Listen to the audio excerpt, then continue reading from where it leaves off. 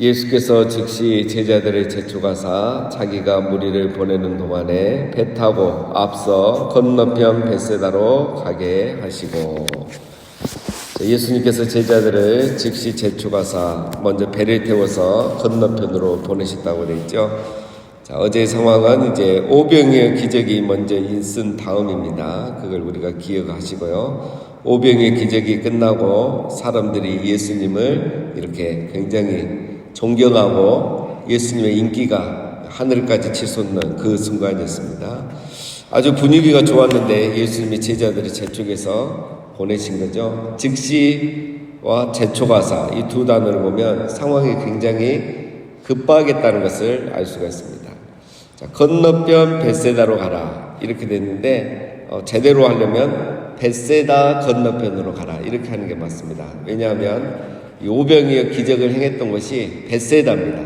우리로 말하면 지금으로 보면 갈릴리 약간 북동쪽이니까 북서쪽에 있는 게네사렛, 가버나움 이쪽으로 가라 그러는 말씀입니다. 그래서 요한복음 6장 15절에 17절에 봐도 배를 타고 바다를 건너 가버나움으로 가는데 이렇게 되어 있거든요. 그러니까 벳세다로 가라가 아니고 벳세다 건너편으로 가라 이렇게 이해하시면 되겠습니다. 왜 예수님이 갑자기 배를 태워서 건너편으로 가라겠을까? 분위기가 굉장히 좋은데 오병이의 기적, 정말 놀라운 기적 아닙니까? 이 기적을 행하고도 왜 갑자기 이렇게 제자들을 흩으셨을까? 이유가 있죠. 요한복음 6장 15절에 보면 그러므로 예수께서 그들이 와서 자기를 억지로 붙들어 임금으로 삼으려는 줄 아시고, 예수님께서 이 오병이의 기적을 행하셨잖아요. 모세는 기도를 하고 하나님이 그 기도를 듣고 하늘에서 만나를 내리셨잖아요. 그런데 예수님은 이 오병이어를 가지고 아예 그 무리를 다 먹이는 2만 명을 먹이는 기적을 행하신 거예요. 그러니까 모세보다 이분이 더 놀라운 분이란 걸 알 수 있죠. 즉 신명기에 보면 모세가 이후에 한 선지자가 나타난다는 예언을 했죠. 그 선지자가 메시아라고 생각하고 있었는데 바로 예수님이 그 선지자구나, 유대인들이 그 생각을 하게 된 겁니다. 오병이어 기적을 통해서. 그래서 이제 예수님을 왕으로 이렇게 모시려고 이렇게 했던 그런 분위기죠. 그래서 예수님이 그건 잘못된 거죠. 그들의 왕이 아니고 예수님은 만왕의 왕, 구원주로 이 세상에 오신 거죠. 그래서 예수님이 이게 뭐가 잘못된 거예요. 그래서 본인도 자리를 피하시고 제자들도 보내는 겁니다. 왜 제자들을 보냈느냐? 제자들은 불안하죠. 이제 뒤에 사건이 나오지만 아직 믿음이 없습니다. 제자들이 이걸 보고 자기들도 우쭐해질 수 있어요. 와, 우리가 따르는 스승이 모세보다 더 뛰어나신 분이었어? 그 사람들이 그걸 보면서 이제 어깨에 힘이 들어가고, 야, 우리가 예수님 잘 따랐네.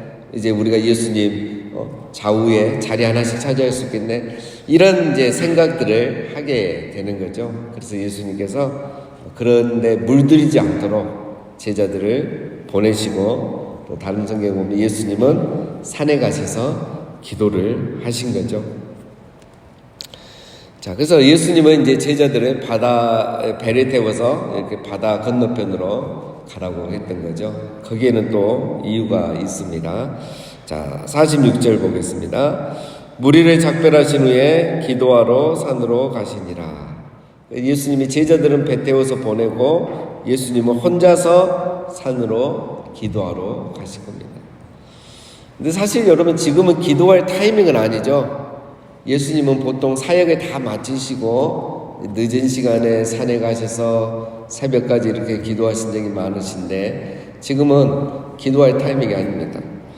예수님께서 무슨 기도를 하시려고 갑자기 이렇게 산에 가셨을까? 크게 두 가지로 생각할 수 있죠. 첫 번째는 지금 상황이 사람들이 예수님을 왕으로 모시려고 하죠. 사람의 영광을 구하지 않기 위해서입니다. 예수님도 인성을 갖고 계신 분이죠. 사람들이 이렇게 갑자기 예수님을 왕으로 추대하고 따르니까 너무 가는 길이 쉬워지는 거예요. 예수님께서 사람의 영광을 구하지 않고 자기의 사명을 다시 붙들고 기억하기 위해서 산에 가셔서 기도하신 거죠. 두 번째는 제자들을 위해서 기도하지 않겠습니까? 나도 이렇게 흔들리는데 우리 제자들은 얼마나 흔들리겠습니까? 예수님을 제대로 모를 수 있죠. 잘못할 수 있죠. 그래서 이 제자들을 위해서 기도하시는 겁니다. 아마 예수님을 위한 기도보다 제자들을 위한 기도를 더 많이 하셨는지도 모릅니다. 왜냐하면 뒤에 나오는 사건을 보면 이제 제자들을 또 훈련하기 위한 우리가 잘 아는 사건이 일어나거든요. 자, 그래서 예수님은 이 순간의 유혹, 이 순간을 기도로 극복을 하신 겁니다. 자, 그 다음 47절. 저물매 배는 바다 가운데 있고 예수께서는 홀로 못돼 계시다가 바람이 거스름으로 제자들이 힘겹게 노젓는 것을 보시고 밤 사경쯤에 바다 위로 걸어서 그들에게 오사 지나가려고 하시매. 자, 저물매라고 되어 있는데 다른 성경에 보면 밤이라고 그렇게 되어 있습니다. 밤이 더 많습니다. 이제 초저녁이 아니고 한참 밤이 된 거죠. 기도하고 시간이 많이 흘렀습니다. 배는 바다 가운데 있고, 여기서 바다는 갈릴리 바다를 말하죠. 여기 유대인들은 말씀드렸듯이 물이 귀하다고 했어요. 광야에는 물이 귀해요. 그래서 물이 이렇게 조금만 고여 있으면 바다라고 부릅니다. 그래서 갈릴리 호수, 갈릴리 바다 같은 말이고, 디베리아 호수, 디베리아 바다 다 같은 말입니다. 히브리어도 같아요. 뭐 큰 바다든 작은 바다든 호수든 다 얌 해가지고 같은 단어를 쓰고 있습니다. 자, 바다 가운데로 있는데 이제 바람이 많이 불었던 거죠. 이것도 이제 우리가 아시는 것처럼 지리적 환경이 이렇습니다. 여러분, 이 갈릴리 호수는 지중해 바다보다 200m가 낮습니다. 그러니까 이 기온차가 심하잖아요. 그렇기 때문에 이제 바람이 자주 부는 겁니다. 자, 이 모든 것을 예수님께서, 자, 48절에 보면 예수님이 보시고, 이게 중요합니다. 보시고. 자, 그런데 보면 예수님은 산에 계시고 제자들은 배를 타고 가셔서 이미 배를 타고 왔기 때문에 한참 갔단 말이에요. 지금 한밤중이고, 나중에 예수님이 바다 위로 걸어오시는 시간은 새벽 3시에서 몇 시입니까? 사경이잖아요. 6시 사이잖아요. 지금 이 시간 정도 되잖아요. 그러니까 해질 때 헤어졌고, 그리고 벌써 사경이니까 새벽 3시 이후니까 한참 지난 거예요. 그러면 이미 산에 계신 예수님 시야에서는 이 한밤중에 제자들이 현실적으로 보이지 않는단 말이에요. 네. 오늘날 뭐 오징어잡이 배처럼 불을 환하게 켜놓고 하는 것도 아닐 거고. 그런데 예수님이 뭐라고 하십니까? 이게 중요합니다. 여러분, 보시고.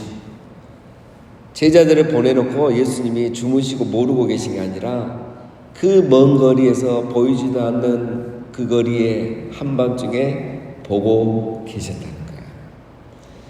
여러분, 예수님은 제자들을 훈련시키기 위해서 이 밤에 배를 태워서 보냈습니다. 걸어가도 되거든요. 걸어가도 그 10km도 안 되는 거리입니다. 훨씬 안전하고 빠르고.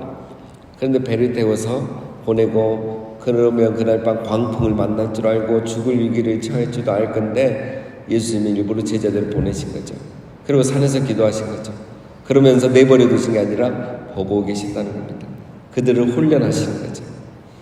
여러분, 우리의 삶이 때로는 우리가 원하지 않게 예수님이 급하게 바다로 보내실 때도 있고, 그러다가 광풍을 만날 때도 있지만 우리가 혼자 있거나 내버려져 있는 게 아니라 하나님이 우리를 보고 계신다는 걸 기억하시기를 바랍니다. 계시록에 보면은 다 무서운 것 같은데 계시록을 잘 보면은 정말 위로가 되는 말씀들이 많아요. 하나님께서 어떻게 우리 일을 다 알고 계시고 다 보고 계실까? 요한계시록 4장에 보면 보좌 앞에, 하나님 보좌 앞에 수정과 같은 유리바다가 있고, 보좌 가운데 보좌 주위에 네 생물이 있는데 아홉대의 눈들이 가득하더라, 이렇게 돼 있어요. 하나님 보좌 앞에 수정과 같은 유리바다가 있다는 거예요. 이건 뭘 말합니까? 하나님 이 세상을 다 내려다보고 계신다는 거예요. 다 보고 계시는 거예요. 그 다음에 하나님 주위에는 네 생물이 있는데 네 생물이 앞뒤에 눈이 다 있다는 거예요. 이걸 생각하면 무섭죠. 천국이 이렇게 무섭겠습니까? 이 천사장들이 다 앞뒤 눈이 있는 거예요. 이 세상 일을 다 보고 하나님께 다 보고 올리는 거예요. 결제받고. 그래서 하나님은 우리의 모든 걸 다 보고 계십니다. 거리가 멀지만 한밤중이지만 보고 계십니다. 예수님에 대해서도 마찬가지입니다. 요한계시록 7장에 보면 하나님 보좌 앞에 어린 양이 계시는데 그 어린 양은 7뿔이 있고 7눈이 있다고 그래요. 예수님이 어린 양인데 어린 양이 뿔이 7개고 눈이 7개예요. 얼마나 무섭습니까? 그게 아니죠. 예수님은 완전한 권세, 전능하시다는 거죠. 그리고 전지하다는 거죠. 7눈이 있다는 걸 다 보고 있고 다 알고 계신다는 거예요. 우리 예수님과 하나님은 하나님 보좌와 그 우편에 앉으셔서 이 세상을 다 보고 계시고 천사들에게 보고 다 받고 계시고 우리가 드리는 기도는 천사가 금양을 담아서 천국에 다 가져와서 보고하기 때문에 우리 하나님과 예수님은 우리의 모든 것을 다 알고 계신 줄로 믿습니다. 이게 바로 요한계시록에서 말하는 거고 오늘 보면 48절에 보시고 이 한 단어가 우리에게 주는 정말 위로의 말씀입니다. 예, 이렇게 해서 이제 밤 사경에 제자들이 헤매고 있었습니다. 사경이면은 새벽 3시에서 6시예요. 밤 1경이 이제 우리로 하면 6시부터 9시. 그러니까 2경은 9시에서 12시. 3경은 12시부터 3시. 4경이니까 3시부터 6시입니다. 예수님은 제자들이 이제 이렇게 초저녁 지나서 9시, 12시 이 사이에 이제 바람이 안 불기 시작 안 했겠습니까? 이제 기온차가 확 바뀌면서. 근데 예수님 바로 나타나지 않고 밤 사경에 나타나요. 사경은 3시 이후라 했습니다. 그래서 우리에게 위로가 됩니다. 예수님은 왜 밤 사경에 나타나신가? 우리가 사경을 헤맬 때 예수님은 나타나시는 겁니다. 밤 사경에 나타난 이유가 우리에게 위로가 됩니다. 그렇죠? 우리가 가장 힘들 때, 가장 어려울 때, 사경을 헤맬 때 예수님은 밤 사경에라도 나타나시는 분인 줄 믿습니다. 49절 제자들이 그가 바다 위로 걸어오심을 보고 유령인가 하여 소리 지르니. 자, 여러분 제자들이 예수님 바다 위로 걸어온 걸 보고 예수님이 날 알았을까요? 몰랐을까요? 이거 보면은 알았어요. 예, 우리가 착각하는데 유령이다 이게 아니고 예수님인 거예요. 예수님. 근데 왜 놀랐느냐? 예수님이 바다 위를 걸어오니까 놀래요. 예, 유령이 무서워서 놀란 게 아니라 유령을 본 적도 없는데 유령이들 어떻게 하겠습니까? 분명 예수님인데 예수님이 바다 위를 걸어오니까 놀라버리는 겁니다. 유령처럼 보인 것이 아니라 제대로 봤어요. 예수님을. 근데 이거는 예수님이 있을 수 없다. 말이 안 된다. 이건 우리가 제정신이 아닌 것 같다. 이래서 놀란 겁니다. 그러니까 지금까지 여러분 제자들이 얼마나 많은 경험을 했습니까? 혈류증 여인이 낳고 백부장 하인이 낳고 오병이어 기적을 봤는데 이 믿음을 못 가진 거예요. 이분이 하나님이시구나. 이걸 지금까지 못 믿었다는 걸 지금 보여주고 있는 겁니다. 이거 훈련하려고 오늘 예수님이 배 태워 보내고 기도하시다가 밤 사경에 오시는 거예요. 50절에 그들이 다 예수를 보고 놀람이라. 이에 예수께서 꼭 그들에게 말씀하여 이르시되 안심하라 내니 두려워하지 말라 하시고. 예수님을 보고 놀랐다는 건 그들이 믿음이 없다는 거죠. 예수님께서 곧 그들에게 말씀하시되 예수님 빨리 말씀하시는 거예요. 더 의심하기 전에 안심하라 내니 두려워하지 말라. 내니 여기서 우리 요한복음에서 살펴봤던 에고의 의 나다 이 말이죠. 나다 안심하라 나다 두려워하지 말라. 또 이 말씀만 하셨는지 다른 말씀도 하셨는지는 모르지만 어쨌든 이 말을 마가가 기록한 데는 중요한 이유가 있죠. 여러분 출애굽 사건과 연결을 시키는 겁니다. 출애굽 때 뭐라고 하셨습니까? 하나님 모세를 통해서 너희는 두려워하지 말라 그랬죠. 홍해 앞에서 너희는 두려워하지 말라. 너희는 가만히 서서 내가 너희의 하나님됨을 너희는 알지어다 그랬죠. 두려워하지 말라. 모세가 하나님 앞에 나왔을 때 하나님 뭐라 했습니까? 나는 스스로 있는 자니라. 나는 나다 이 말이거든요.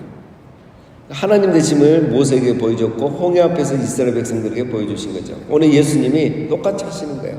그 사건 그대로 구약의 하나님은 홍해를 가르치듯 신약의 예수님은 홍해 가릴 필요 없어요. 그냥 물 위로 걸어오시면 되는 거예요. 너희가 믿는 구약의 하나님 바로 내가 그 하나님이다. 나도 하나님이다. 내가 메시아다. 내가 구원자고 내가 하나님이다. 이걸 모르고 오병이어 때문에 사람들이 왕으로 높여주려니까 거기에 빠져가려는 것에 대해서 예수님 막으신 거예요. 내가 하나님인 것도 모르고 사람의 왕 정도로만 알려는 제자들을 경계해 주신 거죠. 그래서 예수님이 이 사건을 통해서 하나님이 구약의 백성들을 구원하신 하나님인 것처럼 예수님도 구원자로 이 세상에 오신 하나님이라는 것을 보여주고자 하는 것입니다. 그래서 바다 위를 걸으시고 바다의 바람을 멈추게 하시고 그런 창조자 하나님의 제자들이 믿기를 원했던 것이죠. 그래서 나는 사람의 왕이 아니라 만왕의 왕이다.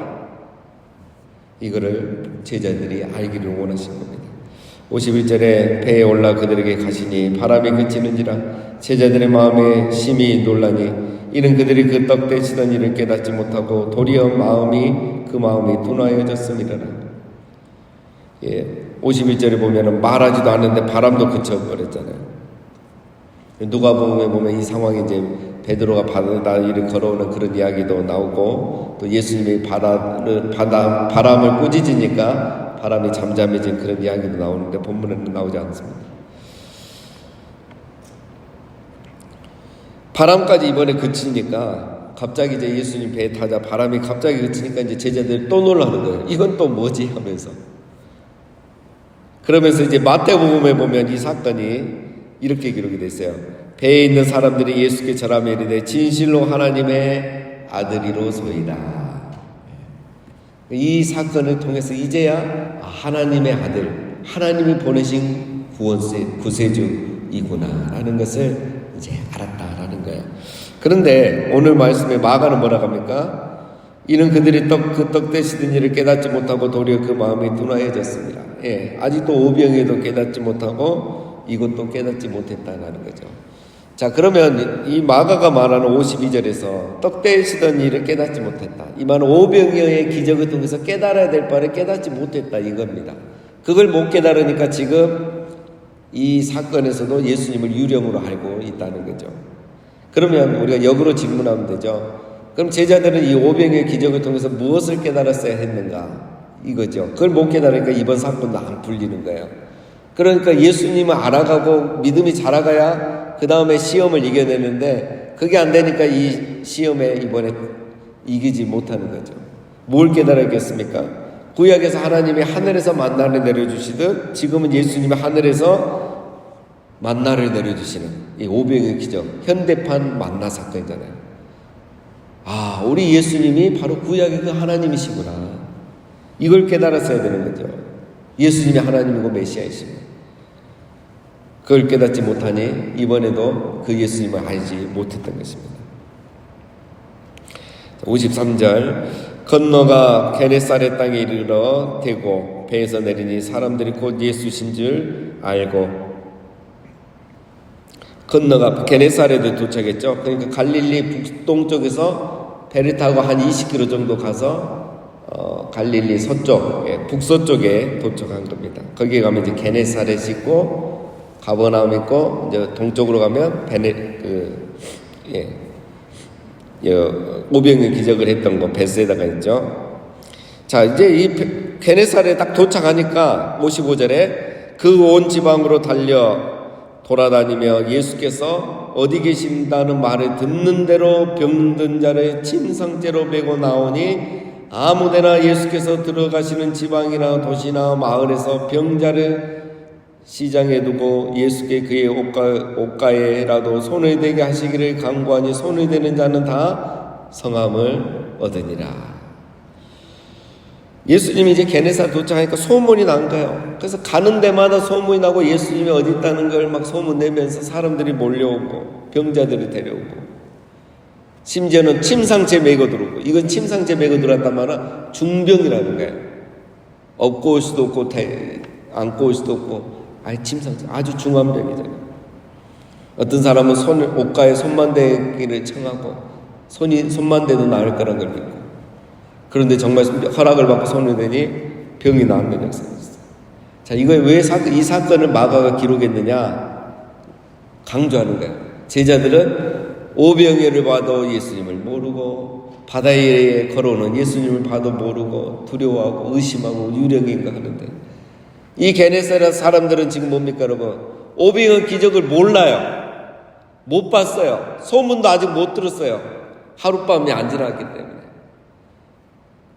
그런데 예수님이 병을 고쳤다는, 그 메시아일 수도 있다는 그런 희미한 소식, 소문만 듣고도 이 사람들은 이렇게 그냥 병자들 다 데리고 오고 세상에 침상째 메고 오고 옷가에 손만 대도 나을 거는 그 믿음을 갖고 예수님께 이렇게 구름대처럼 몰려오고 있는데, 늘 예수님 곁에 있고 같이 다니고 오병의 기적을 보고 바다 위에 걸으신 예수님 본 제자들은 그 예수님이 누군지도 모르고 두려워하고 있고 이러고 있는 거예요.